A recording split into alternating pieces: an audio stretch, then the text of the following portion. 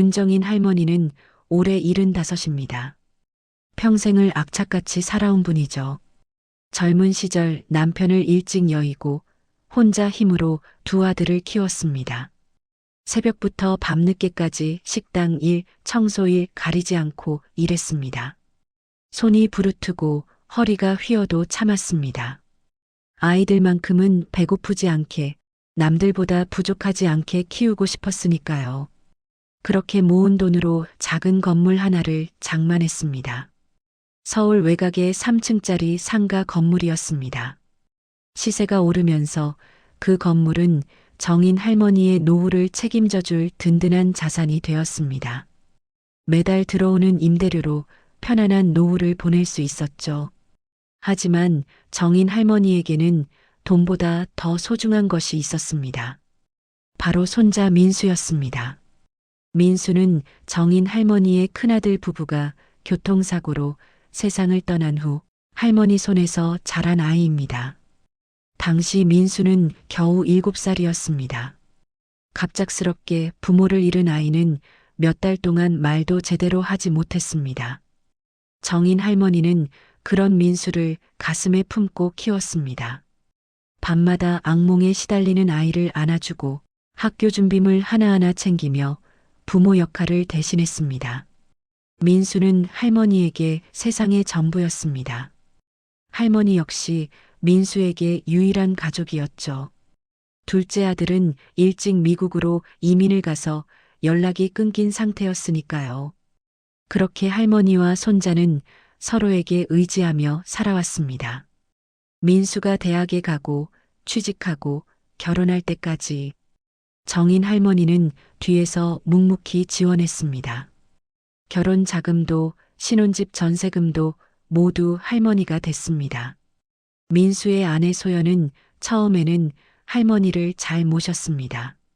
명절 때마다 먼저 인사하고 할머니가 좋아하는 음식을 챙겨왔습니다. 정인 할머니는 며느리가 고마웠습니다. 민수가 좋은 사람을 만났다고 생각했죠. 하지만 시간이 지나면서 소연의 태도는 조금씩 달라지기 시작했습니다. 소연은 명품 가방과 고급 레스토랑을 좋아했습니다. 친구들과의 모임에서 뒤처지는 것을 견디지 못했죠. 민수의 월급만으로는 소연이 원하는 생활을 유지하기 어려웠습니다. 부부는 자주 돈 문제로 다퉜습니다. 그럴 때마다 소연은 은근히 할머니의 재산을 언급했습니다. 당신 할머니 건물에서 나오는 임대료가 한 달에 얼마라며? 우린 이렇게 쪼들리는데. 처음에 민수는 그런 말을 무시했습니다. 하지만 소연의 속삭임은 계속되었고 점점 민수의 마음속에 욕심이 자리 잡기 시작했습니다. 할머니는 이미 나이가 많으시고 언젠가는 자신이 물려받을 재산인데 지금 미리 받으면 안 될까? 그런 생각이 들기 시작한 겁니다. 작년 가을 민수는 조심스럽게 할머니께 말을 꺼냈습니다. 할머니, 제가 사업을 하나 시작하려고 하는데요. 자금이 좀 필요해서요. 정인 할머니는 흔쾌히 돈을 내줬습니다. 3천만 원이었습니다. 하지만 그 돈은 사업이 아니라 소연의 명품 가방과 해외여행으로 사라졌습니다. 몇 달 후 민수는 다시 찾아왔습니다. 이번에는 더 큰 금액이었습니다. 할머니, 이번에는 정말 큰 기회예요. 친구가 부동산 투자권을 소개해줬는데 확실한 거래래요. 정인 할머니는 망설였습니다. 하지만 손자의 간절한 눈빛을 외면할 수 없었습니다. 5천만 원을 더 내줬습니다. 그 돈 역시 투자가 아니라 민수 부부의 생활비로 쓰였습니다. 새 차를 사고 집을 꾸미고 친구들과 어울리는 데 쓰였죠. 그러던 올해 초 민수는 더 큰 요구를 했습니다. 건물의 소유권을 넘겨달라는 것이었습니다. 소연도 함께 왔습니다. 둘은 할머니 앞에 앉아서 정중하게 하지만 단호하게 말했습니다. 할머니, 이제 나이도 많으시고 건물 관리하시는 것도 힘드시잖아요. 저희한테 넘겨주시면 할머니는 편하게 쉬시고 저희가 알아서 잘 관리할게요. 임대료도 매달 드릴게요. 정인 할머니는 불안했습니다. 하지만 민수의 말에는 일리가 있었습니다. 건물 관리는 실제로 힘들었습니다. 임차인들과의 분쟁, 수리비 문제, 세금 문제. 75의 나이에 감당하기 버거웠죠. 그리고 무엇보다 민수를 믿고 싶었습니다. 자신이 키운 손자가 유일한 핏줄이 자신을 배신할 리 없다고 생각했습니다. 가족끼리 무슨 서류가 필요해요? 할머니, 저 믿으시죠? 민수의 말에 정인 할머니는 고개를 끄덕였습니다. 그렇게 건물 소유권은 민수 앞으로 넘어갔습니다. 서류에 도장을 찍는 순간까지도 정인 할머니는 불안함을 떨쳐버릴 수 없었습니다. 하지만 그것은 노파의 기우일 뿐이라고 스스로를 안심시켰습니다. 소유권 이전이 끝나고 일주일이 지났습니다. 민수 부부의 태도가 달라지기 시작했습니다. 먼저 연락이 뜸해졌습니다. 매주 한 번씩 찾아오던 민수는 한 달에 한 번도 오지 않았습니다. 전화를 해도 바쁘다는 핑계로 대충 끊었습니다. 소연은 아예 전화를 받지 않았습니다. 그러던 어느 무더운 여름날 오후였습니다. 7월의 불볕더위가 기승을 부리던 날이었죠. 정인 할머니는 거실에서 뜨개질을 하고 있었습니다. 손자 부부가 저녁에 온다고 했으니까요. 오랜만에 함께 식사를 하려고 아침부터 정성껏 음식을 준비했습니다. 민수가 좋아하는 갈비찜, 소연이 좋아한다고 했던 나물들, 정성스럽게 차린 상이었습니다. 오후 5시쯤 현관문이 열렸습니다. 민수와 소연이 들어왔습니다. 하지만 표정이 어딘가 굳어 있었습니다. 정인 할머니는 반갑게 맞이했습니다. 어서 와라. 오늘 할머니가 내가 좋아하는 갈비찜 만들었다. 하지만 민수는 거실 소파에 앉지도 않았습니다.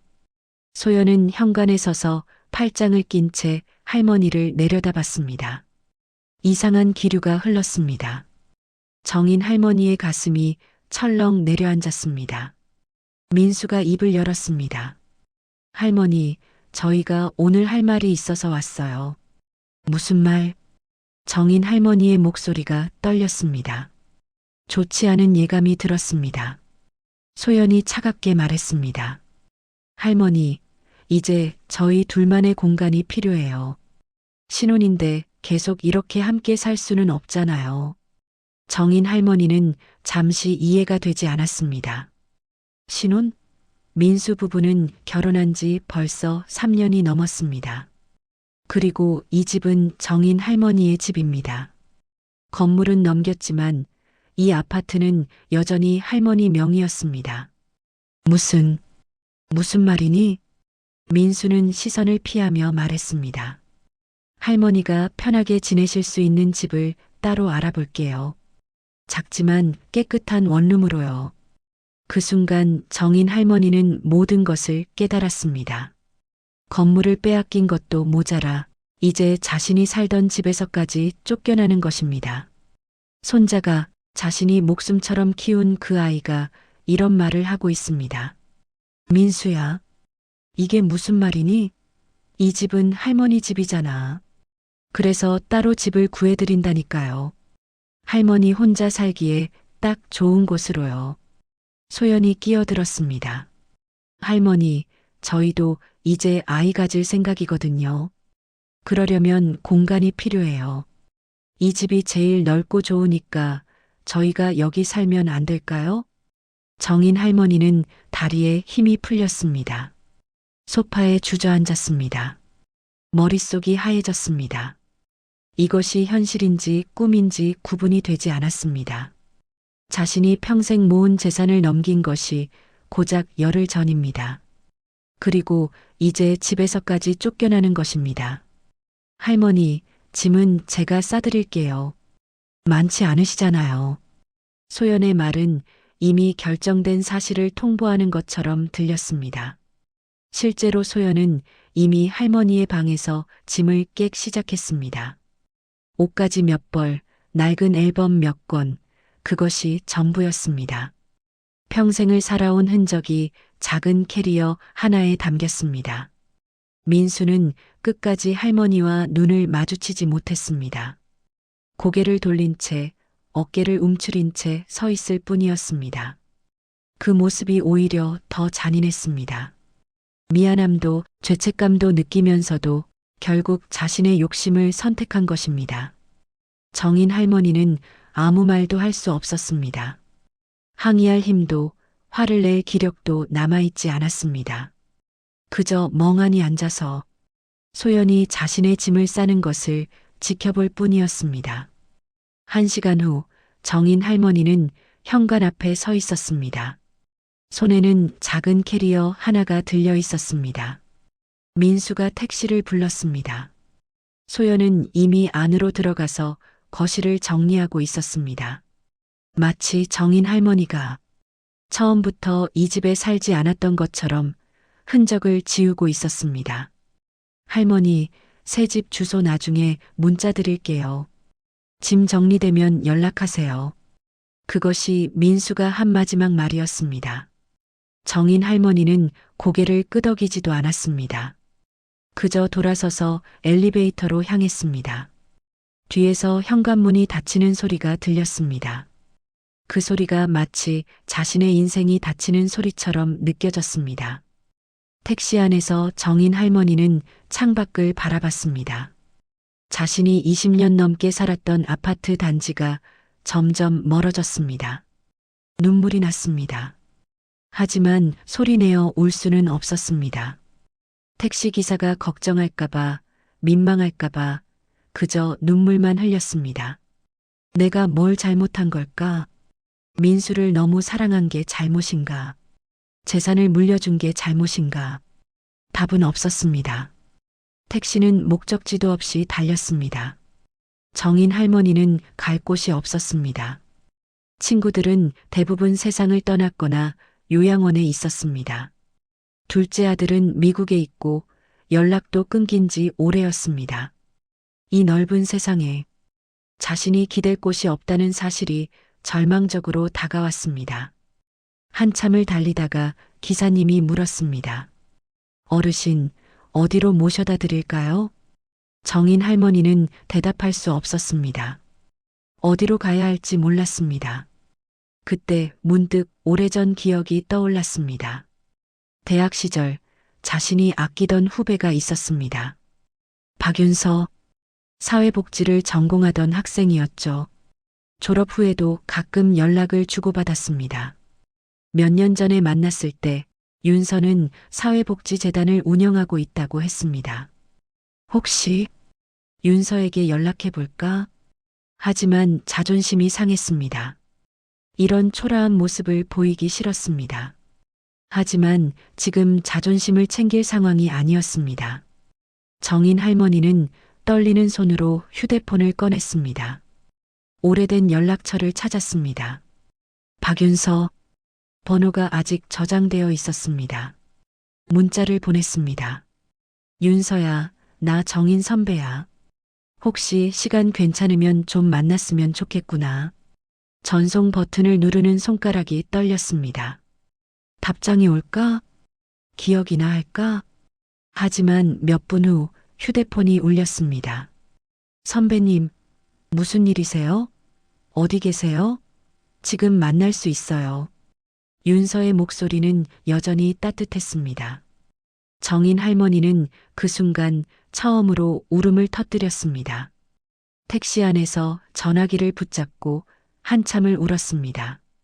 기사님이 휴지를 건네주었습니다. 윤서가 말했습니다. 선배님, 지금 위치 보내주세요. 제가 바로 갈게요. 걱정 마세요. 그 말 한마디가 정인 할머니에게는 생명줄처럼 느껴졌습니다. 이 세상에 아직 자신을 챙겨주는 사람이 있다는 것. 그것만으로도 조금 숨을 쉴 수 있었습니다. 1시간 후 정인 할머니는 카페에서 윤서를 만났습니다. 윤서는 할머니를 보자마자 눈물을 글썽였습니다. 선배님, 얼굴이 왜 이렇게 상하셨어요? 무슨 일 있으셨어요? 정인 할머니는 모든 이야기를 털어놨습니다. 손자에게 재산을 넘긴 일, 집에서 쫓겨난 일, 모든 것을 잃은 일. 이야기를 하는 동안 윤서는 한마디도 하지 않고 들어주었습니다. 그리고 할머니의 손을 꼭 잡아주었습니다. 이야기를 다 듣고 난 윤서가 말했습니다. 선배님, 이제 제가 도와드릴게요. 혼자 두지 않을게요. 그 말에 정인 할머니는 고개를 떨구었습니다. 창피함과 안도감이 동시에 밀려왔습니다. 자신의 인생이 이렇게까지 무너질 줄은 몰랐습니다. 하지만 아직 끝이 아니라는 것도 알았습니다. 윤서가 있고 아직 살아갈 힘이 남아 있으니까요. 그날 밤 정인 할머니는 윤서가 임시로 마련해준 재단의 게스트룸에서 잤습니다. 낯선 공간이었지만 적어도 따뜻했습니다. 침대에 누워서 천장을 바라보며 생각했습니다. 이제 어떻게 살아가야 할까? 민수는 다시 볼 수 있을까? 답은 없었습니다. 하지만 한 가지는 확실했습니다. 더 이상 예전에 그 약하고 순한 할머니로 살지는 않겠다는 것. 이번 일을 통해 정인 할머니는 뼈저리게 배웠습니다. 사람은 선의만으로는 지킬 수 없다는 것을, 때로는 단호함이 필요하다는 것을, 그리고 언젠가 민수와 다시 마주하는 날이 온다면 그때는 달라진 모습을 보여주리라 다짐했습니다. 그것이 진정한 교육이 될 것이라고 믿으면서요. 윤서는 다음 날 아침 일찍 정인 할머니를 찾아왔습니다. 손에는 따뜻한 죽과 반찬이 담긴 봉투를 들고 있었습니다. 선배님, 주무시는 동안 제가 앞으로의 계획을 좀 세워봤어요. 오늘 천천히 이야기 나눠요. 정인 할머니는 감사하면서도 미안했습니다. 자신 때문에 젊은 사람이 이렇게 애를 쓰고 있다는 것이 부담스러웠습니다. 하지만 윤서는 개의치 않는다는 듯 환하게 웃었습니다. 선배님, 제가 이 일을 하는 이유가 뭔지 아세요? 대학 때 선배님께서 제게 해주신 말씀 기억하세요? 사회복지는 단순히 돈을 주는 게 아니라 사람이 다시 일어설 수 있게 손을 내미는 거라고요. 그 말씀이 제 인생의 방향을 정해줬어요. 정인 할머니는 그제야 오래전 기억이 떠올랐습니다. 윤서가 진로 고민을 하던 시절 자신이 건넨 조언이었습니다. 그 말이 이렇게 돌아올 줄은 몰랐습니다. 윤서는 체계적으로 준비해온 계획을 설명했습니다. 먼저 정인 할머니가 안정적으로 지낼 수 있는 주거 공간을 마련하는 것이었습니다. 재단에서 운영하는 협력주택 중 하나였는데 독립적인 공간이면서도 필요할 때 도움을 받을 수 있는 곳이었습니다. 월세는 크게 부담 안 되실 거예요. 재단에서 일부 지원하고 선배님 연금으로 충분히 감당하실 수 있어요. 정인 할머니는 고개를 끄덕였습니다. 다행히 국민연금이 있었습니다. 많은 금액은 아니지만 기본적인 생활은 유지할 수 있는 수준이었습니다. 건물을 민수에게 넘기기 전에 받던 임대료에 비하면 턱없이 적었지만 지금은 그것만으로도 감사했습니다. 그리고 선배님, 법률 상담도 받아보시는 게 좋을 것 같아요. 윤서의 말에 정인 할머니는 고개를 저었습니다. 민수를 고소하라는 거니? 그런 건 아니에요. 다만 선배님께서 현재 어떤 법적 권리가 있는지, 재산 반환을 요구할 수 있는지 알아보시라는 거예요. 최소한 알고는 계셔야죠. 정인 할머니는 망설였습니다. 법적으로 민수와 다투고 싶지 않았습니다. 하지만 윤서의 말도 일리가 있었습니다. 최소한 자신의 권리가 무엇인지는 알아야 했습니다. 며칠 후 윤서의 주선으로 정인 할머니는 법률구조공단의 변호사를 만났습니다. 젊은 여성 변호사였는데 친절하게 상황을 들어주었습니다. 할머니, 증여 계약서나 재산 이전 당시의 서류가 있으신가요? 아니, 가족끼리 하는 건데 서류가 필요하겠냐고 해서. 변호사는 안타까운 표정을 지었습니다. 그럼 어렵습니다. 증여 취소를 하려면 사기나 강박에 의한 증여였음을 입증해야 하는데 증거가 없으시면 정인 할머니는 예상했던 답이었지만 실망스러웠습니다. 변호사는 이어서 말했습니다. 다만 할머니께서 생활이 어려운 상황이라면 부양 의무를 주장하실 수는 있습니다. 손자가 할머니를 부양할 법적 의무는 없지만 도의적 책임은 물을 수 있죠. 하지만 실효성이 거의 없습니다. 강제할 방법이 없거든요. 결국 법적으로 할 수 있는 일은 거의 없었습니다. 정인 할머니는 집으로 돌아오며 허탈함을 느꼈습니다. 자신이 너무 순진했다는 것을 깨달았습니다. 가족이라는 이름으로 모든 것을 믿었던 것이 실수였습니다. 하지만 윤서는 포기하지 않았습니다. 선배님, 법으로 해결할 수 없다면 다른 방법을 찾아야죠. 지금 중요한 건 선배님이 다시 일어서는 거예요. 그날부터 정인 할머니의 새로운 삶이 시작되었습니다. 윤서가 마련해준 집은 작았지만 아늑했습니다. 15평 정도의 원룸이었는데 햇빛이 잘 들었고 근처에 공원도 있었습니다. 무엇보다 조용했습니다. 정인 할머니는 오랜만에 혼자만의 시간을 가질 수 있었습니다. 처음 며칠은 적응하기 힘들었습니다. 밤마다 악몽을 꿨습니다. 민수가 자신을 밀쳐내는 꿈, 소연이 비웃는 꿈. 새벽에 식은땀을 흘리며 깨어나는 날이 많았습니다. 그럴 때마다 정인 할머니는 창밖을 바라보며 마음을 진정시켰습니다. 윤서는 거의 매일 연락했습니다. 직접 찾아오지는 않았지만 문자로 안부를 물었습니다. 때로는 반찬을 보내주기도 했습니다. 그런 작은 배려들이 정인 할머니에게는 큰 힘이 되었습니다. 한 달쯤 지났을 때 윤서가 제안을 했습니다. 선배님, 재단에서 노인 심리 상담 프로그램을 운영하는데 참여해 보시겠어요? 정인 할머니는 처음에는 거절했습니다. 상담이라니 자신은 정신적으로 문제가 있는 사람이 아니었습니다. 하지만 윤서는 부드럽게 설득했습니다. 상담이 꼭 문제가 있는 사람만 받는 건 아니에요. 누구나 힘든 시기를 겪을 때 도움이 필요하잖아요. 선배님도 지금 많이 힘드시잖아요. 결국 정인 할머니는 상담에 참여하기로 했습니다. 일주일에 한 번 재단에 방문해서 상담사와 이야기를 나눴습니다. 상담사는 50대 초반의 차분한 여성이었습니다. 첫 상담에서 정인 할머니는 말을 많이 하지 못했습니다. 무엇을 어디서부터 이야기해야 할지 몰랐습니다. 상담사는 재촉하지 않았습니다. 그저 차를 마시며 편안한 분위기를 만들어 주었습니다.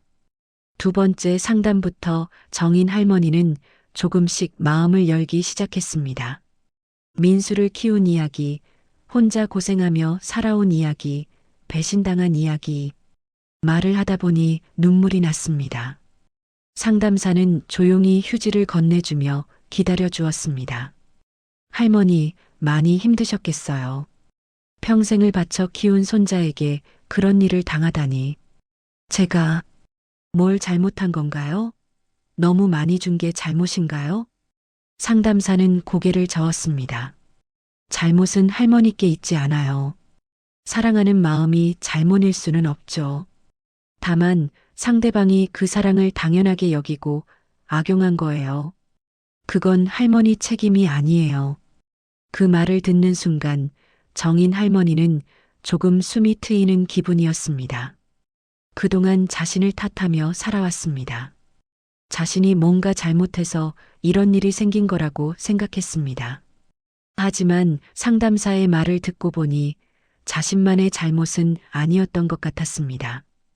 상담은 몇 달간 계속되었습니다. 그 과정에서 정인 할머니는 조금씩 변화했습니다. 자책감이 줄어들었고 분노와 슬픔을 있는 그대로 받아들이게 되었습니다. 상담사는 말했습니다. 화가 나는 건 당연해요. 슬픈 것도 당연하고요. 그 감정들을 억누를 필요 없어요. 다만 그 감정에 휘둘리지 않도록 거리를 두는 법을 배우는 거예요. 정인 할머니는 서서히 일상을 되찾아갔습니다. 아침에 일어나서 간단한 체조를 하고 근처 공원을 산책했습니다. 도서관에 가서 책을 빌려 읽기도 했습니다. 오랜만에 느끼는 평화로움이었습니다. 재단에서는 다양한 프로그램을 운영하고 있었습니다. 그림 그리기 수업, 글쓰기 모임, 원예 활동 등. 정인 할머니는 처음에는 참여하기 망설였습니다. 사람들과 어울리는 것이 부담스러웠습니다. 하지만 윤서의 권유로 그림 그리기 수업에 참여해 보기로 했습니다.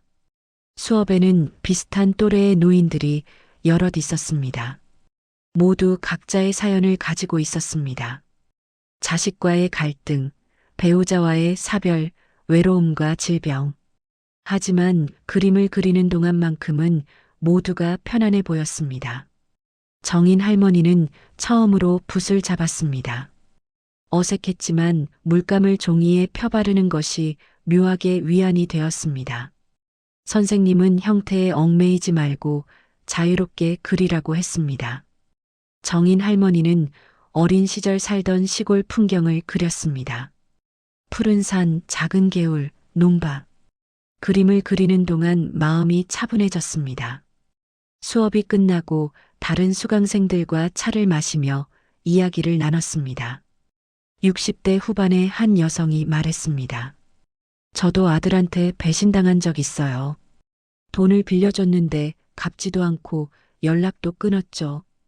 다른 남성 어르신도 고개를 끄덕였습니다. 요즘 젊은 세대들은 부모를 부담으로만 생각하는 것 같아요. 우리 때는 안 그랬는데. 정인 할머니는 그제야 깨달았습니다. 자신만 이런 일을 겪는 것이 아니었습니다. 세상에는 비슷한 아픔을 가진 사람들이 많았습니다. 그 사실이 위로가 되었습니다. 혼자가 아니라는 것, 이해해주는 사람들이 있다는 것.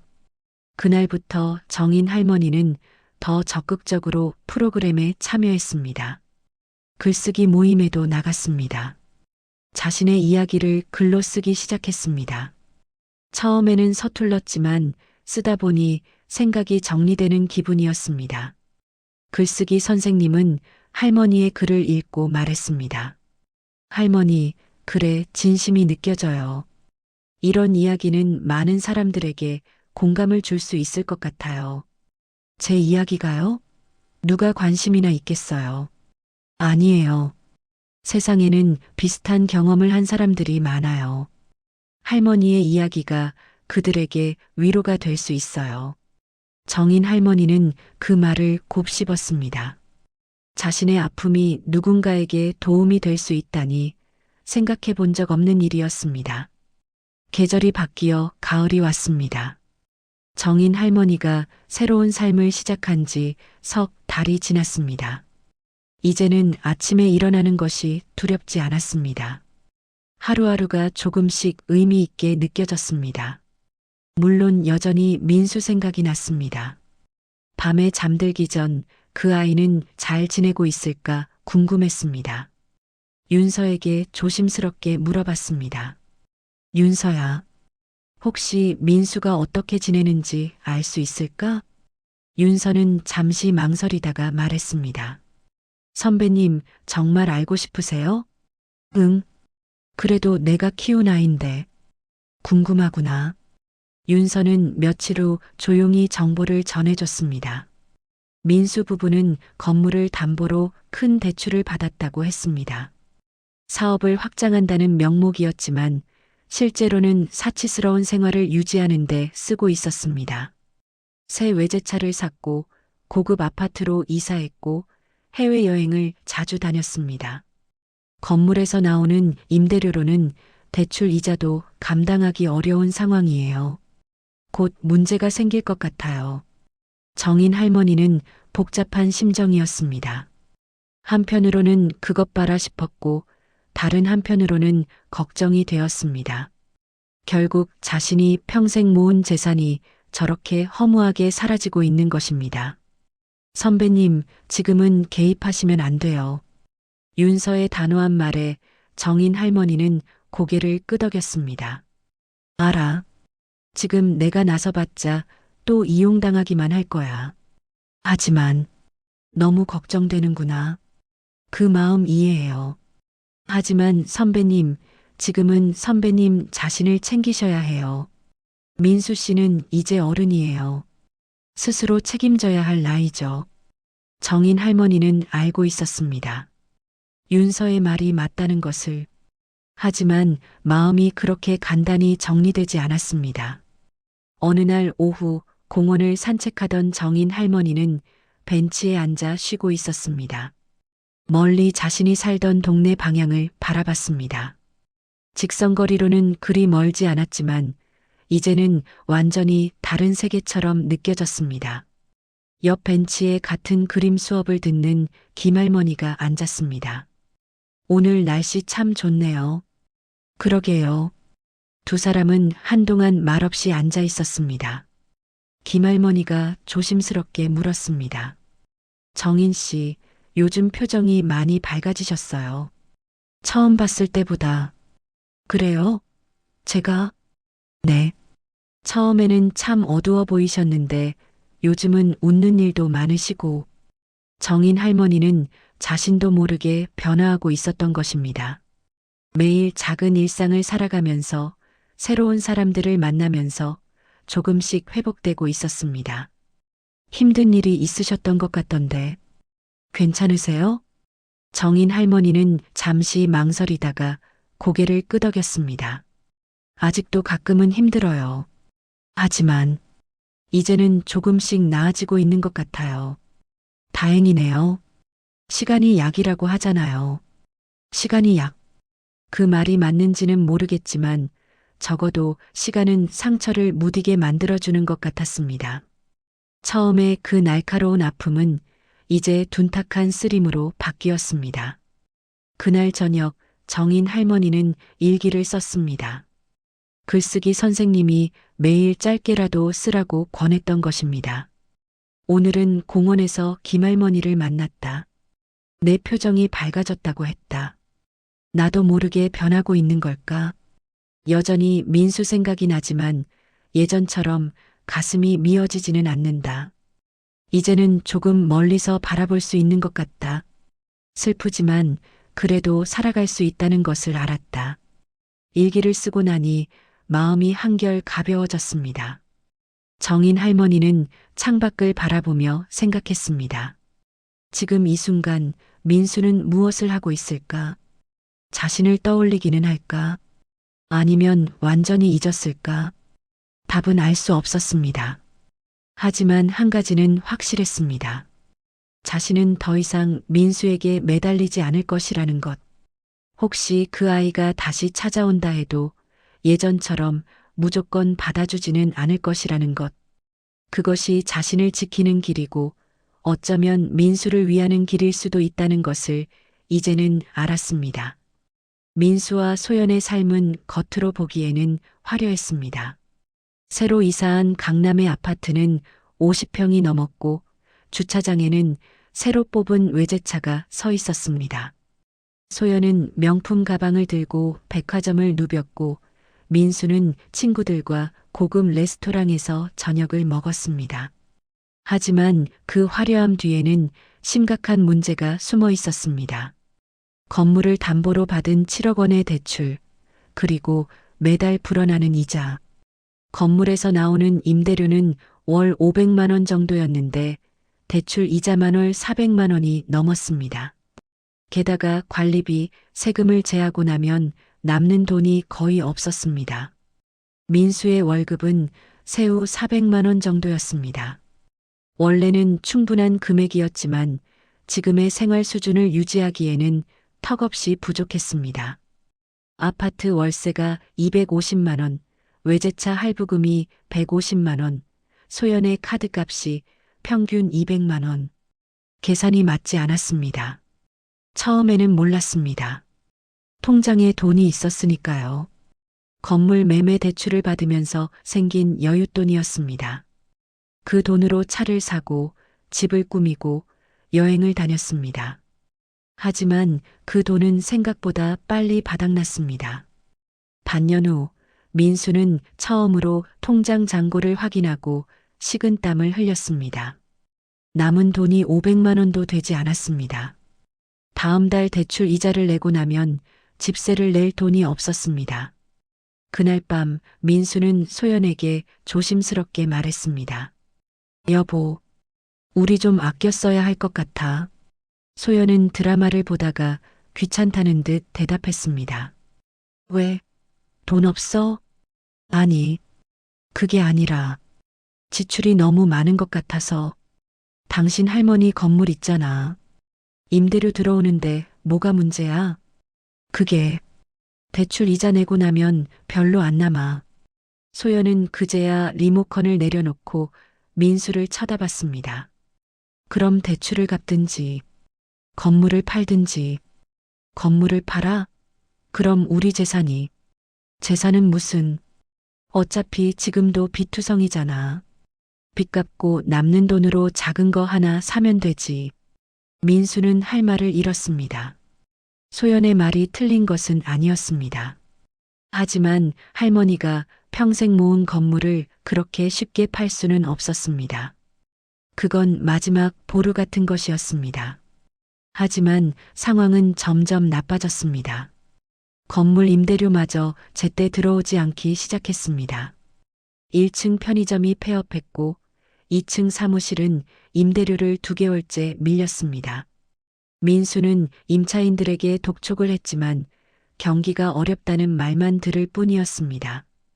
결국 그해 겨울 민수는 결단을 내렸습니다. 건물 1층을 따로 매각하기로 한 것입니다. 전체를 팔기에는 아까웠고 일부만 팔아서 당장의 빚을 갚으려고 했습니다.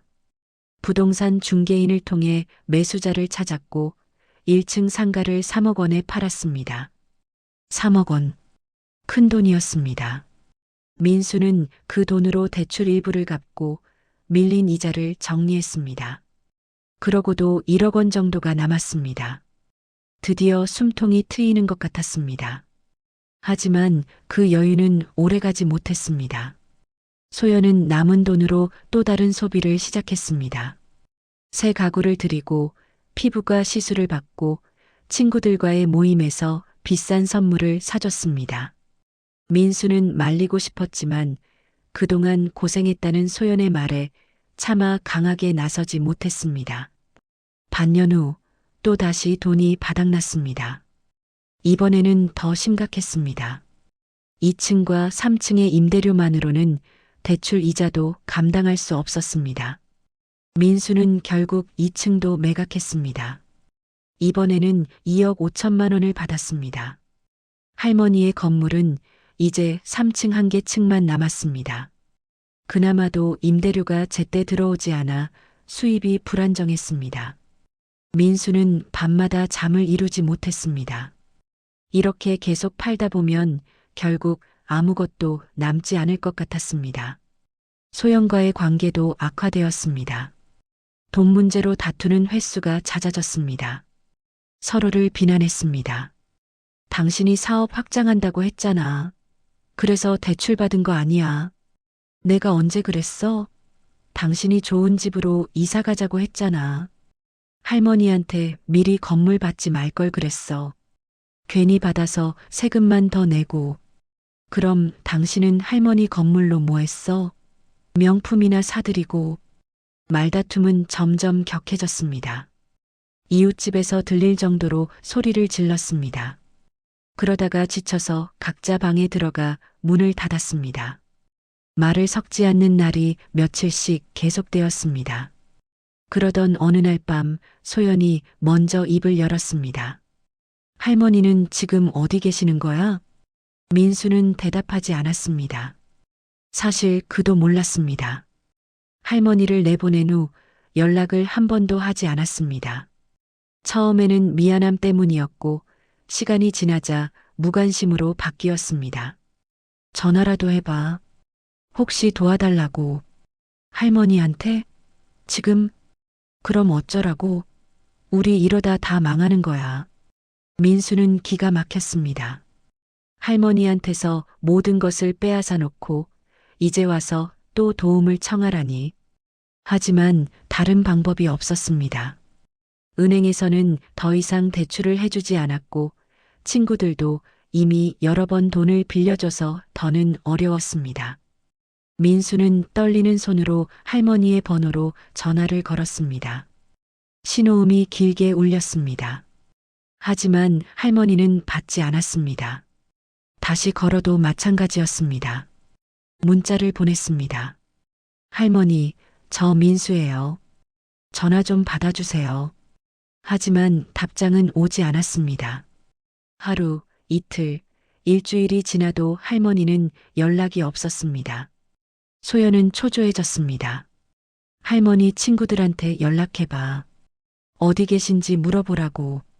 민수는 할머니의 옛 친구 몇 분께 전화를 돌렸습니다.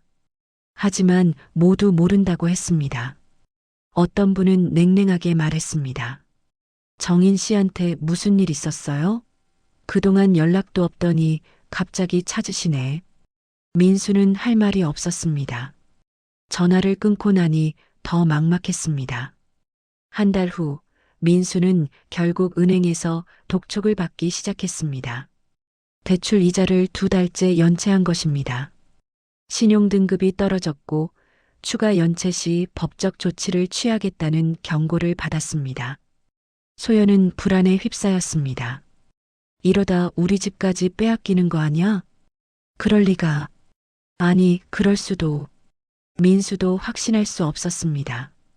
이대로 가다가는 정말 모든 것을 잃을 수도 있었습니다.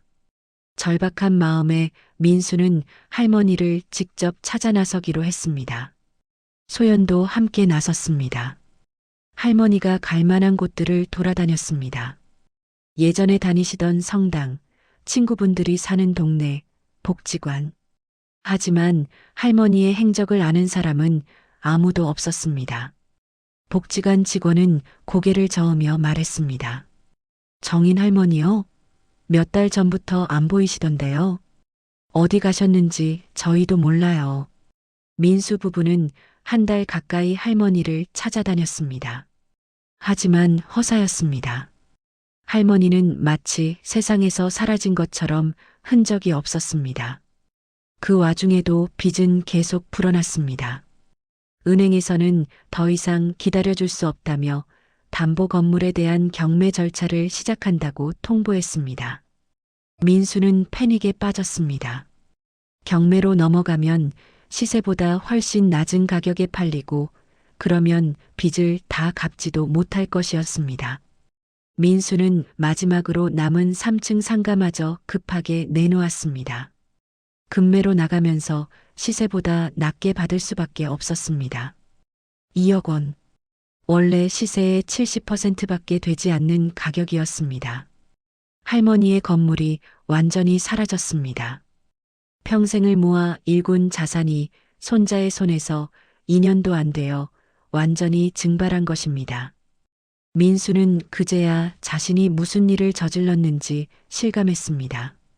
2억 원으로 남은 대출을 정리하고 나니 손에 남은 돈은 고작 3천만 원이었습니다. 그나마도 밀린 세금과 관리비를 내고 나니 2천만 원 남짓이었습니다. 소연은 그 돈마저 통장에서 빼갔습니다. 민수가 물었을 때 소연은 냉정하게 말했습니다. 내 앞으로 저축해 둘 거야. 당신 믿을 수 없어. 뭐? 이혼할지도 모르잖아. 나도 내 앞길은 챙겨야지. 민수는 말문이 막혔습니다. 이혼? 그 말이 처음에는 믿기지 않았지만 소연의 차가운 눈빛을 보니 농담이 아니었습니다. 그날 밤 민수는 혼자 소주를 마셨습니다. 편의점에서 산 싸구려 소주였습니다. 예전 같으면 절대 마시지 않았을 술이었습니다. 하지만 이제는 비싼 술을 마실 형편이 아니었습니다. 취기가 오르자 후회가 밀려왔습니다. 할머니에게 했던 일들이 주마등처럼 스쳐 지나갔습니다. 재산을 넘겨달라고 조르던 일, 집에서 내쫓던 그날, 할머니의 슬픈 눈빛. 그 모든 것이 이제야 가슴에 박혔습니다. 민수는 술잔을 바닥에 내던지며 중얼거렸습니다. 할머니, 미안해요. 제가 미친놈이었어요. 하지만 그 말을 들어줄 사람은 아무도 없었습니다. 다음 날 아침 민수는 출근도 하지 않고 무작정 집을 나섰습니다. 어디로 가야 할지 몰랐지만 그냥 걷기 시작했습니다. 몇 시간을 걷다가 어느 재단 건물 앞에 다다랐습니다. 희망 나눔 재단이라는 간판이 보였습니다. 문득 생각났습니다. 예전에 할머니가 대학 후배 이야기를 한 적이 있었습니다. 사회복지재단을 운영한다고 혹시나 하는 마음에 민수는 건물 안으로 들어갔습니다. 안내 데스크에서 물었습니다. 혹시 박윤서 씨라고 계신가요? 직원이 고개를 끄덕였습니다. 네, 저희 재단 대표님이신데요. 어떤 일로 오셨나요? 저 정인 할머니의 손자입니다. 할머니를 찾고 있는데 직원의 표정이 순간 굳었습니다. 뭔가 아는 듯한 반응이었습니다. 잠시만 기다리세요. 직원은 안쪽으로 들어갔고 잠시 후 50대 중반으로 보이는 여성이 나왔습니다. 박윤서였습니다. 민수 씨죠? 네. 할머니를 아시나요? 윤서는 차갑게 대답했습니다. 압니다. 하지만 선배님이 당신을 만나고 싶어 하실지는 모르겠네요. 민수의 가슴이 철렁했습니다. 할머니가 여기 계시는 것이 거의 확실했습니다. 제발 할머니를 만나게 해주세요. 사과하고 싶습니다. 사과요? 지금 윤서의 목소리에는 냉소가 섞여 있었습니다. 모든 것을 다 빼앗아 놓고 이제 와서 사과로 뭐가 해결된다고 생각하시나요? 민수는 무릎을 꿇었습니다. 재단 로비 한가운데서 사람들이 보는 앞에서 무릎을 꿇었습니다. 죄송합니다. 제가 잘못했습니다. 그때 멀리서 익숙한 목소리가 들렸습니다. 민수야. 민수는 고개를 들었습니다. 할머니가 거기 서 있었습니다. 예전보다 훨씬 말쑥해 보였습니다. 깔끔한 옷차림에 표정도 편안해 보였습니다. 오히려 민수가 더 초라해 보였습니다. 할머니, 민수는 달려가려 했지만 다리에 힘이 풀렸습니다. 그대로 주저앉아 울기 시작했습니다. 할머니, 죄송해요. 정말 죄송해요. 정인 할머니는 멀리서 손자를 바라봤습니다. 감정이 복잡했습니다. 미움, 연민, 슬픔, 그리운 마음. 모든 것이 한꺼번에 밀려왔습니다. 하지만 할머니는 침착하게 말했습니다. 일어나거라. 여기서 그러지 말고. 민수는 일어나 할머니 앞에 섰습니다. 소연도 뒤늦게 도착해서 고개를 숙였습니다. 할머니, 저희가 정말 잘못했어요. 정인 할머니는 두 사람을 번갈아 보았습니다.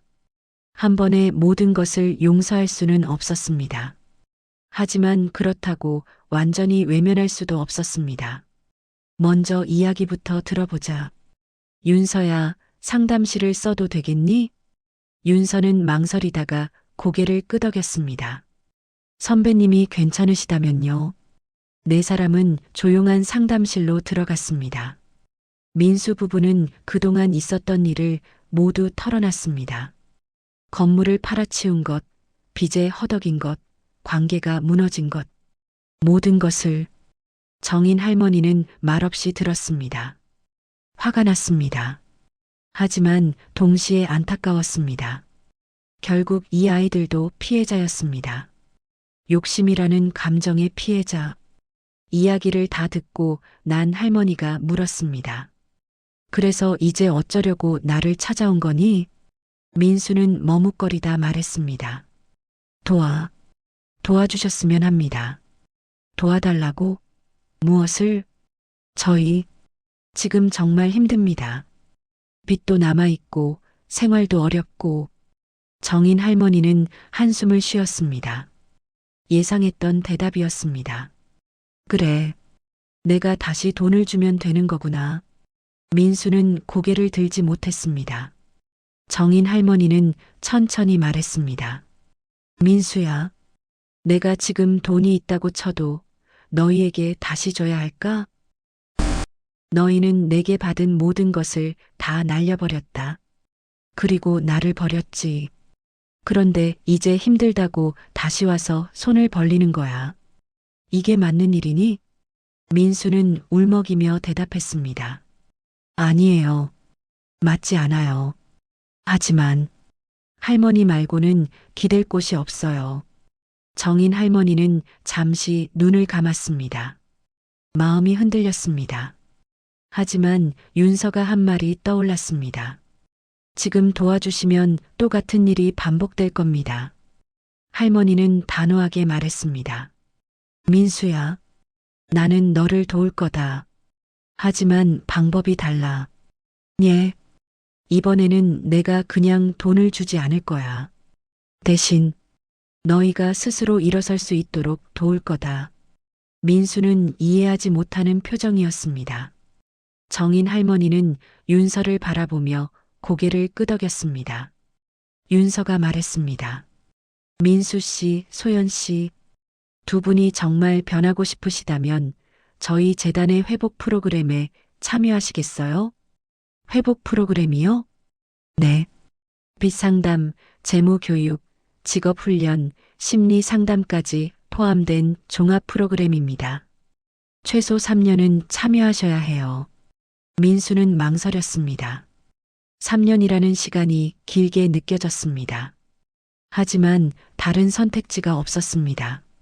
알겠습니다. 하겠습니다. 정인 할머니가 덧붙였습니다. 조건이 하나 더 있다. 내가 너희의 일부 빚을 대신 갚아줄 테니 그 돈은 프로그램을 성실히 이수하면서 조금씩 갚아라. 이자는 없다. 하지만 중간에 포기하면 즉시 전액 변제해야 한다. 그것은 엄격한 조건이었습니다. 하지만 동시에 마지막 기회이기도 했습니다. 민수는 고개를 숙였습니다. 감사합니다. 할머니. 하지만 정인 할머니는 차갑게 말했습니다. 감사는 나중에 해라. 3년 후에도 같은 말을 할 수 있는지 두고 보자. 그날 민수 부부의 진짜 교육이 시작되었습니다. 민수 부부의 회복 프로그램은 생각보다 훨씬 힘들었습니다. 윤서가 짜놓은 일정은 빈틈이 없었습니다. 평일에는 각자 일을 하고 저녁에는 재단에서 교육을 받았습니다. 주말에는 봉사활동을 했습니다. 첫 달 민수는 재단의 노인 돌봄 봉사에 배정되었습니다. 거동이 불편한 어르신들의 집을 방문해서 청소를 돕고 말벗이 되어주는 일이었습니다. 처음에는 자존심이 상했습니다. 자신이 왜 이런 일을 해야 하는지 이해할 수 없었습니다. 어느 날 80이 넘은 한 할아버지 댁을 방문했습니다. 좁은 원룸에 혼자 사시는 분이었습니다. 민수가 청소를 하는 동안 할아버지가 말했습니다. 젊은 친구가 왜 이런 일을 하나? 봉사활동이요. 자식은 없나? 아, 아직 없습니다. 할아버지는 한숨을 쉬었습니다. 나는 자식이 셋이나 있는데 한 놈도 안 와. 다들 바쁘다고. 명절에도 안 와. 민수는 걸레질하던 손을 멈췄습니다. 할아버지의 목소리에서 깊은 슬픔이 느껴졌습니다. 왜 안 오는 것 같으세요? 글쎄, 내가 줄 게 없어서 그런가. 젊었을 때 돈을 많이 벌었어야 했는데. 민수는 가슴이 뜨끔했습니다. 자신도 할머니에게 똑같이 했습니다. 줄 게 없어지자 버렸습니다. 집에 돌아온 민수는 소연에게 그 이야기를 했습니다. 소연도 비슷한 경험을 하고 있었습니다. 그녀는 재단의 무료 급식소에서 배식 봉사를 하고 있었습니다. 오늘 한 할머니가 나한테 그러시더라. 며느리가 자기랑 똑같이 생겼다고. 그러면서 우시는 거야. 나도 모르게 눈물이 났어. 내가 우리 할머니한테 한 짓이 생각나서 두 사람은 처음으로 진지하게 대화를 나눴습니다. 그동안 자신들이 얼마나 이기적이었는지, 얼마나 많은 것을 당연하게 여겼는지 봉사활동을 통해 조금씩 깨달아가고 있었습니다. 두 번째 달부터는 재무 교육이 시작되었습니다. 재단에서 초청한 재무 상담사가 민수 부부의 소비 패턴을 분석했습니다. 결과는 충격적이었습니다. 두 분의 소비 패턴을 보면 수입 대비 지출이 평균 150%예요. 쉽게 말해 벌어들이는 돈보다 50% 더 쓰고 계신 거죠. 그게 가능한 일인가요? 대출과 카드로 메우니까 가능하죠. 하지만 이건 시한폭탄이에요. 언젠가는 터집니다. 상담사는 두 사람의 소비 내역을 하나하나 짚었습니다. 불필요한 구독 서비스, 과도한 외식비, 충동 구매한 물건들. 보고 있자니 부끄러웠습니다. 지금부터 두 분은 철저하게 가계부를 쓰셔야 해요. 모든 지출을 기록하고 매주 검토하세요. 그날부터 민수는 매일 저녁 가계부를 썼습니다. 처음에는 귀찮았습니다. 하지만 쓰다 보니 자신도 몰랐던 사실들을 발견했습니다. 하루에 커피값만 10,000원 가까이 쓰고 있었습니다. 한 달이면 30만 원이었습니다. 소연도 충격을 받았습니다. 자신이 한 달에 명품 가방과 옷에 쓰는 돈이 평균 300만 원이 넘었습니다. 민수 월급의 75%였습니다. 나 이렇게 썼어? 응, 나도 몰랐어. 두 사람은 서로를 보며 쓴웃음을 지었습니다. 이제야 자신들이 얼마나 무모했는지 알게 되었습니다. 세 번째 달, 정인 할머니는 멀리서 민수 부부의 모습을 지켜봤습니다. 윤서가 정기적으로 보고를 해줬습니다. 선배님, 두 분 많이 변하고 있어요. 처음에는 불평도 많고 힘들어했는데 요즘은 진지하게 임하고 계세요. 그래. 네. 특히 민수 씨가 많이 달라졌어요. 봉사활동할 때 정말 성실하대요. 정인 할머니는 고개를 끄덕였지만 표정은 여전히 조심스러웠습니다. 믿고 싶었지만 쉽게 믿을 수 없었습니다. 이미 한 번 배신당했으니까요. 계속 지켜봐야겠구나. 선배님, 한번 만나보시는 건 어때요? 아니, 아직은 때가 아닌 것 같다. 정인 할머니는 여전히 거리를 두고 싶었습니다. 너무 가까이 가면 또 다칠 것 같았습니다. 반년이 지났습니다. 민수 부부는 이제 프로그램에 완전히 적응했습니다. 민수는 직장에서도 인정받기 시작했습니다. 예전에는 일을 대충대충 했는데 요즘은 책임감 있게 일했습니다. 상사가 말했습니다. 민수 씨, 요즘 뭔가 달라졌어요. 일도 꼼꼼하고. 감사합니다. 무슨 좋은 일 있어요? 민수는 잠시 생각하다 대답했습니다. 아니요. 그냥 정신을 차렸다고 해야 할까요? 소연도 변화했습니다. 명품 가방은 모두 중고로 팔았습니다. 그 돈으로 할머니께 갚아야 할 빚을 조금씩 갚기 시작했습니다. 예전에 다니던 비싼 피부과 대신 동네 피부과에 갔습니다. 친구들과의 모임도 줄였습니다. 처음에는 친구들이 이상하게 생각했습니다. 소연아, 요즘 왜 이래? 만나자고 해도 바쁘다고 하고. 미안. 요즘 정말 바빠서. 무슨 일 있어? 혹시 돈 문제야? 소연은 솔직하게 대답했습니다. 응, 맞아. 우리 빚이 좀 있어서 정리하는 중이야. 친구들은 놀랐지만 어떤 친구는 응원해줬습니다. 잘하고 있어. 나도 빚 때문에 힘들었는데 정리하고 나니까 훨씬 속이 편하더라. 소연은 그제야 깨달았습니다. 진짜 친구는 자신의 어려움을 이해해주는 사람이라는 것을. 1년이 지났습니다. 민수 부부는 재단의 중간 평가를 받았습니다. 윤서와 상담사 그리고 재무 전문가가 한자리에 모였습니다. 민수 씨, 소연 씨, 이번 평가 결과는 매우 긍정적입니다. 민수는 긴장한 얼굴로 들었습니다.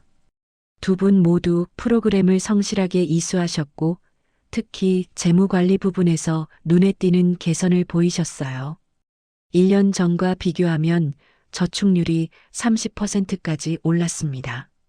소연이 놀라며 물었습니다. 정말요? 우리가? 네.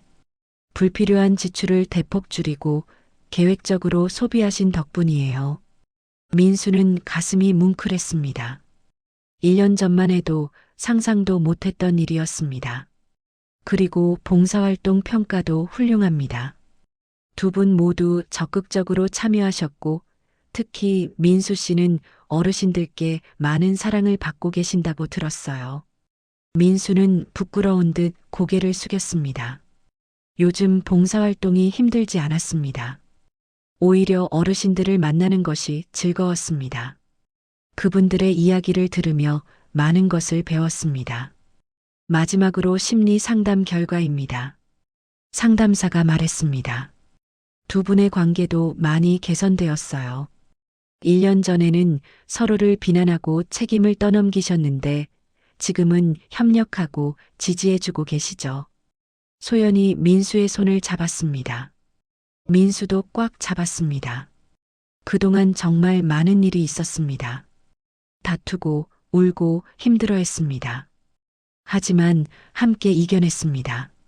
앞으로 2년만 더 힘내세요. 두 분이라면 충분히 해낼 수 있을 거예요. 평가가 끝나고 집으로 돌아오는 길, 민수가 조심스럽게 말했습니다. 여보, 할머니 뵈러 가도 될까? 소연은 잠시 생각하다 고개를 끄덕였습니다. 그래, 이제는 진심으로 사과할 수 있을 것 같아. 다음 날 민수 부부는 재단을 찾았습니다. 윤서에게 할머니를 만나고 싶다고 말했습니다. 윤서는 망설이다가 할머니께 연락했습니다. 정인 할머니는 잠시 고민했습니다. 1년 만에 손자를 만나는 것이었습니다. 두려웠습니다. 또 실망하게 될까봐. 하지만 윤서가 말했습니다. 선배님, 두 분 정말 많이 변했어요. 한 번만 만나보세요. 정인 할머니는 결국 고개를 끄덕였습니다. 재단의 작은 상담실에서 세 사람이 마주 앉았습니다. 민수는 할머니를 보자마자 눈물이 났습니다. 1년 만에 보는 할머니는 예전보다 건강해 보였습니다. 표정도 밝았습니다. 할머니, 응. 정인 할머니는 짧게 대답했습니다. 아직도 마음 한구석이 불편했습니다. 민수는 깊게 고개를 숙였습니다. 할머니, 정말 죄송합니다. 1년 동안 정말 많이 반성했습니다. 소연도 함께 고개를 숙였습니다. 저도 정말 죄송해요. 할머니께 너무 못됐어요. 정인 할머니는 두 사람을 바라봤습니다. 진심이 느껴졌습니다. 1년 전에 그 교만하고 이기적이던 모습은 찾아볼 수 없었습니다. 대신 겸손하고 반성하는 모습이 보였습니다. 하지만 할머니는 쉽게 용서할 수 없었습니다. 민수야, 사과는 고맙다.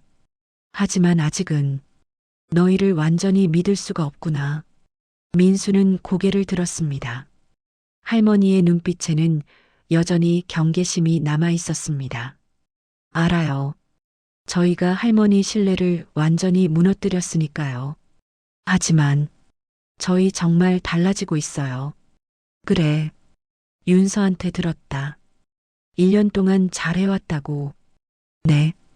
힘들었지만 그 덕분에 정말 많이 배웠습니다. 정인 할머니는 잠시 침묵했습니다. 그리고 천천히 말했습니다. 민수야, 할머니가 너희에게 바라는 건 단순히 빚을 갚는 게 아니란다. 그럼 뭔가요? 진짜 어른이 되는 거야. 책임감을 갖고 남을 배려하고 자기 삶을 스스로 책임지는 사람. 민수는 고개를 끄덕였습니다.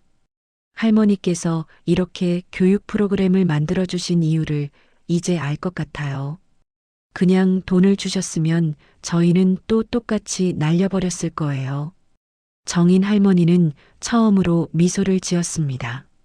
손자가 드디어 깨닫기 시작한 것입니다. 그래, 그게 진짜 사랑이란다. 때로는 거리를 두는 것이 소연이 떨리는 목소리로 말했습니다. 할머니, 저희 정말 앞으로 2년도 열심히 할게요. 그리고 그 후에도 계속 배우고 변화하는 사람이 될게요.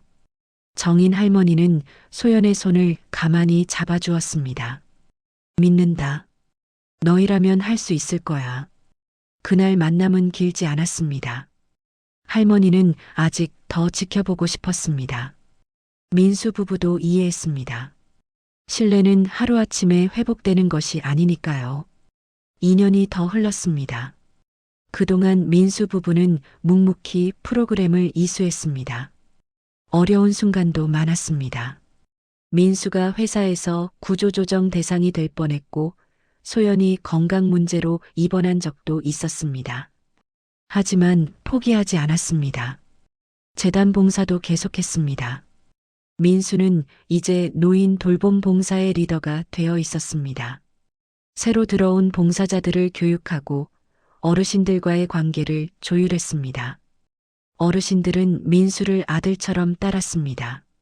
어느 날 민수가 돌보던 한 할아버지가 돌아가셨습니다. 민수는 장례식장에 갔습니다. 할아버지의 아들이 민수를 보고 말했습니다. 선생님, 정말 감사합니다. 아버지가 마지막 몇 년 동안 선생님 이야기를 정말 많이 하셨어요. 친아들보다 더 자주 와주셨다고. 민수는 울컥했습니다. 자신은 할머니를 버렸는데 낯선 어르신에게는 아들 같은 존재였다니. 아이러니했습니다. 제가 해드릴 수 있는 게 별로 없었는데요. 아니에요. 함께 있어주시는 것만으로도 아버지는 행복하셨어요. 그날 민수는 집에 돌아와 오랫동안 생각했습니다. 사랑이란 무엇인가? 가족이란 무엇인가? 그리고 자신이 할머니께 진짜 손자였는지. 소연도 비슷한 경험을 했습니다. 급식소에서 만난 한 할머니가 소연에게 말했습니다. 아가씨, 참 착하네. 우리 며느리도 아가씨 같았으면 좋겠어. 제가요? 저는 착하지 않아요. 왜? 이렇게 봉사도 하고 나한테도 친절하게 대해주고. 소연은 쓴웃음을 지었습니다. 저도 제 시할머니한테 잘못한 게 많아요. 그래, 그럼 잘하면 되지. 아직 늦지 않았어. 할머니의 그 말이 소연의 가슴에 박혔습니다. 아직 늦지 않았다. 변할 수 있다. 마침내 3년이 지났습니다. 프로그램의 마지막 평가일이 다가왔습니다. 민수 부부는 긴장했습니다. 이 평가에서 통과해야 할머니께 진심으로 인정받을 수 있을 것 같았습니다. 평가는 종합적이었습니다. 재무 상태, 봉사 기록, 심리 상태, 관계 개선 등 모든 부분이 평가되었습니다. 일주일 후 결과가 나왔습니다. 윤서가 미소를 지으며 말했습니다. 두 분 합격입니다. 정말 수고 많으셨어요. 민수와 소연은 서로를 껴안고 울었습니다. 3년이라는 시간이 결코 쉽지 않았습니다. 수없이 포기하고 싶었습니다. 하지만 버텼습니다. 그리고 해냈습니다. 선배님께 보고 드렸어요. 오늘 저녁에 만나자고 하시네요. 민수는 가슴이 두근거렸습니다. 3년 만에 제대로 할머니를 뵙는 것이었습니다. 저녁 재단 근처의 작은 한식당에서 세 사람이 만났습니다. 정인 할머니는 예전보다 더욱 편안해 보였습니다. 주름은 깊어졌지만 눈빛은 맑았습니다. 할머니. 민수는 할머니를 보자 그동안의 모든 일이 주마등처럼 스쳐 지나갔습니다. 욕심으로 가득했던 자신, 할머니를 내쫓던 그날, 모든 것을 잃고 무너졌던 시간, 그리고 다시 일어서기까지의 3년. 앉아라. 할머니의 목소리는 따뜻했습니다. 예전의 그 차가움은 사라져 있었습니다. 밥을 먹으며 민수 부부는 3년간의 이야기를 했습니다.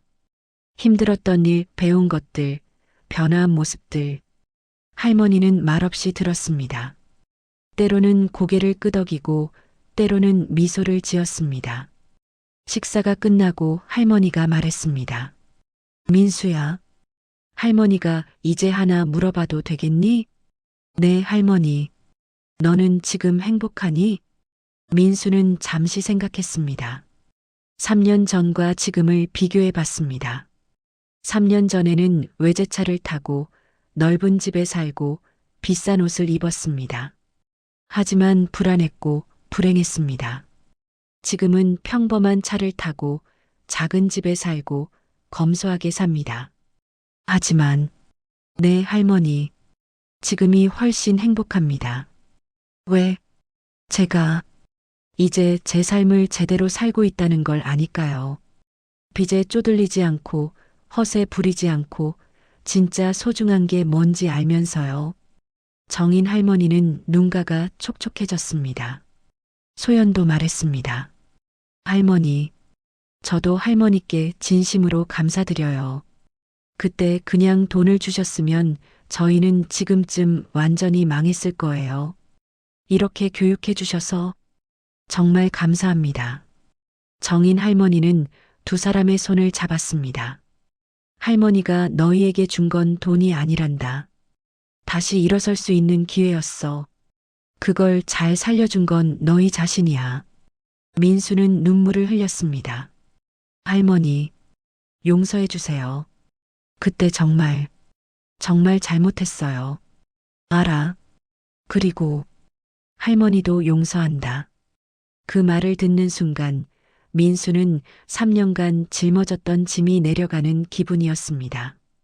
할머니의 용서, 그것이 자신에게 필요한 전부였습니다. 하지만 할머니가 덧붙였습니다. 용서한다고 해서 다 끝난 건 아니야. 이제 시작이란다. 무슨 말씀이세요? 너희는 이제 진짜 어른이 되었어. 앞으로는 스스로 책임지고 살아가야 해. 할머니한테 기대지 말고. 민수는 고개를 끄덕였습니다. 네, 할머니. 저희 이제 혼자서도 잘할 수 있어요. 정인 할머니는 가방에서 서류 봉투를 꺼냈습니다. 이건 너희가 3년간 갚은 돈이야. 예. 할머니가 대신 갚아준 빚. 너희가 매달 조금씩 갚았지? 그 돈 여기 다 있다. 민수는 놀라서 봉투를 열었습니다. 3년간 자신들이 갚은 돈이 고스란히 들어 있었습니다. 약 5천만 원이었습니다. 할머니, 이건 받아라. 너희가 다시 시작하는데 필요할 거야. 집 살 때 보태 쓰든 아이 낳을 때 쓰든 알아서 해라. 하지만 이건 할머니 돈인데. 정인 할머니는 고개를 저었습니다. 아니야. 이건 너희가 3년 동안 땀 흘려번 돈이야. 할머니는 그냥 잠깐 보관하고 있었을 뿐이지. 소연은 할머니의 손을 꽉 잡고 울었습니다. 민수도 울었습니다.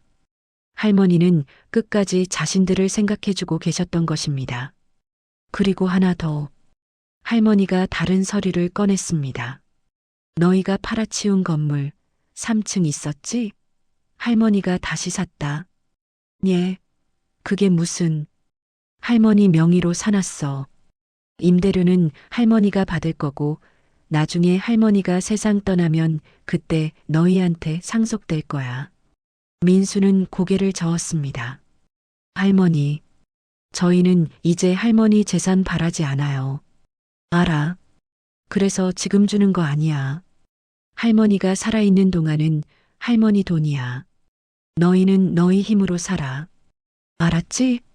네. 할머니. 정인 할머니는 두 사람을 바라보며 생각했습니다. 4년 전 자신을 배신하고 내쫓았던 그 아이들.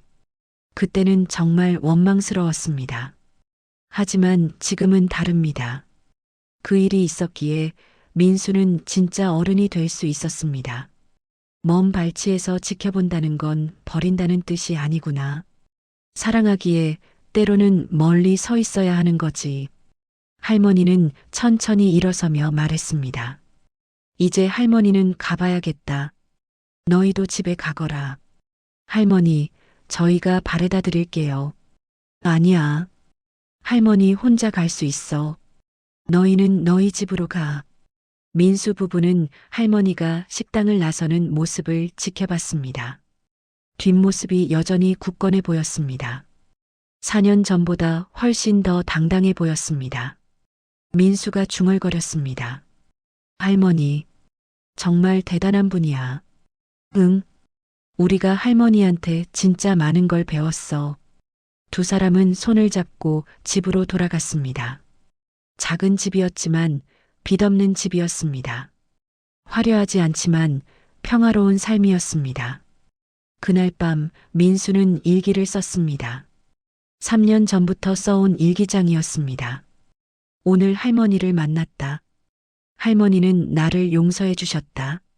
그리고 더 큰 선물을 주셨다. 다시 시작할 수 있는 기회를. 이제 알았다. 진짜 사랑은 무조건 주는 게 아니라 때로는 멀리서 지켜보며 스스로 일어서게 하는 거라는 걸. 할머니, 감사합니다. 이제 저는 정말 어른이 되었습니다. 일기를 쓰고 나니 마음이 한결 가벼워졌습니다. 민수는 창밖을 바라봤습니다. 내일은 또 새로운 하루가 시작될 것입니다. 하지만 이제는 두렵지 않았습니다. 한편 정인 할머니는 자신의 작은 집에 돌아와 창가에 앉았습니다. 멀리 도시의 불빛이 반짝였습니다. 어디쯤에 민수가 살고 있을까? 잘 지낼까? 할머니는 미소 지었습니다. 이제는 걱정하지 않아도 될 것 같았습니다. 민수는 이제 진짜 어른이 되었으니까요. 옆 탁자에는 사진 한 장이 놓여 있었습니다. 어린 민수를 안고 있는 할머니의 모습. 그때는 몰랐습니다. 사랑한다는 것이 때로는 이렇게 아프고 때로는 거리를 두어야 한다는 것을. 하지만 이제는 압니다. 진정한 교육은 가까이에서 손잡아주는 것만이 아니라 때로는 먼 발치에서 지켜보며 스스로 배우게 하는 것이라는 걸. 할머니는 조용히 중얼거렸습니다. 이제 너희 삶을 다시 살아보렴. 할머니는 여기서 지켜볼게. 창밖으로 부드러운 달빛이 들어왔습니다. 할머니는 평화로운 마음으로 잠자리에 들었습니다. 긴 여정이 끝났고 새로운 시작이 열린 밤이었습니다. 끝.